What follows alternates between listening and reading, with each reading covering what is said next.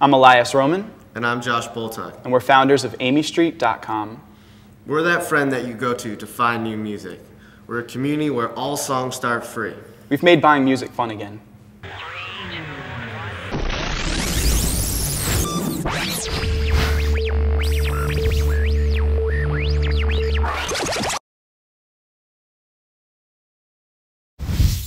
So Josh, Elias, can you tell us what Amie Street really does? Yeah, I mean, what it really does is it helps you find new music.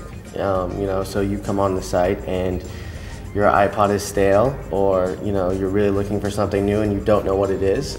And that's what we do. We help you find new music, and whether it's through genres or other recommendations from people who like music that you like, your friend networks, we're going to help you find a new song.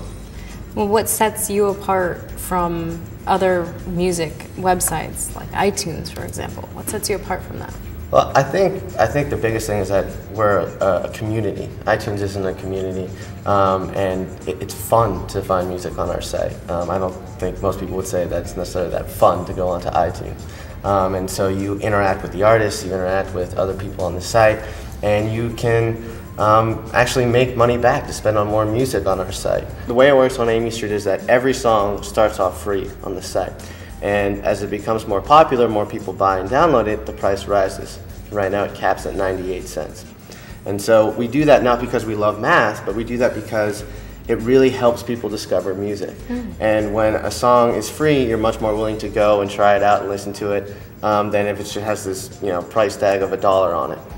And so that's really the way the pricing system works. But the other thing that makes Amie Street really exciting is that when you do find a song that you really enjoy and you download it, you can also recommend it. And yeah, you can write a review and say who it sounds like, which is normal, but you actually start to make money if that song goes up in price after you've recommended it.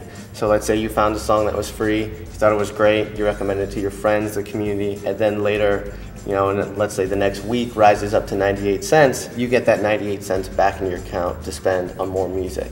So it's very interactive, it's very dynamic, and it's, again, about that community and about discovering music through the Amie Street.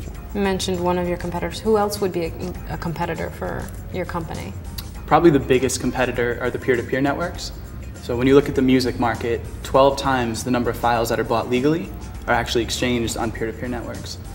So we came up with Amie Street when we were seniors in college, and let's face it, college students don't buy music, they acquire it en masse from peer-to-peer networks.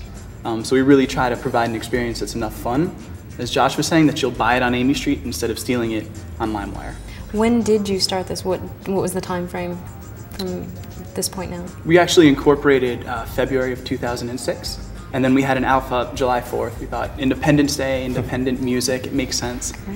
The beta launch was October of 2006, and then we closed our Series A, led by Amazon, the end of the first quarter this year. Excellent. How do you determine or evaluate success at this point?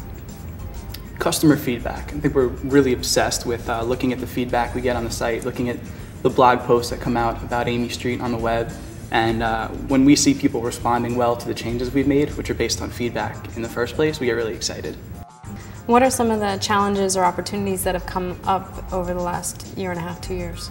A big one is that a lot of the things that were very different about Amie Street a year ago aren't so different in the marketplace right now. So we started with DRM free, which meant that your songs could go on your iPod, which wasn't true if you bought them from, say, another music service. That's catching on in the industry. People are a lot more open about the product since anyone and their grandma can steal music, so sort of understood that they had to give consumers respect that they had the tools to steal it, so they had to make it more about the experience. And so where we keep innovating is just making it more and more fun. So pricing has even started to be a little more flexible on the web, but it's still a very transactional experience on a lot of websites. And so we're really focused on, well, that was fun. I just found a new band I love. Excellent, excellent. Can you tell us a little bit about your business model and how it affects the financial performance of Amie Street? So obviously a strong component of our business model is music sales. It's a lot like a supermarket. They're very low margin, so it's a volume game. The other exciting opportunities Amie Street provides is, since we're really a platform and not just a web store, is corporate sponsorship. So we've been fortunate to have a great partnership with Eclipse Come, And what they've allowed us to do is subsidize a lot of offline events. Right now, we're also opening up Amie Street Japan, which is a joint venture with us and 2 publicly traded companies in Japan. And what that means is we license our IP to them, we take a stake in the venture, and then we open up distribution in Japan. And what's really exciting there is it's not just music, it's also anime and manga, which are animated comic books. So we're getting to apply the model to more than just music. That's excellent.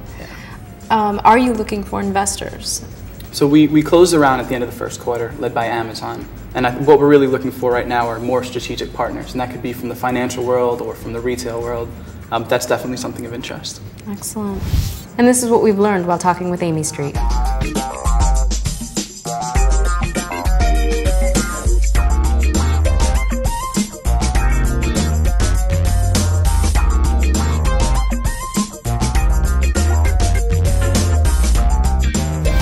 Thank you for watching Next New Yorkers. I'm your host, Megan Mitchell. Be sure to join us next week.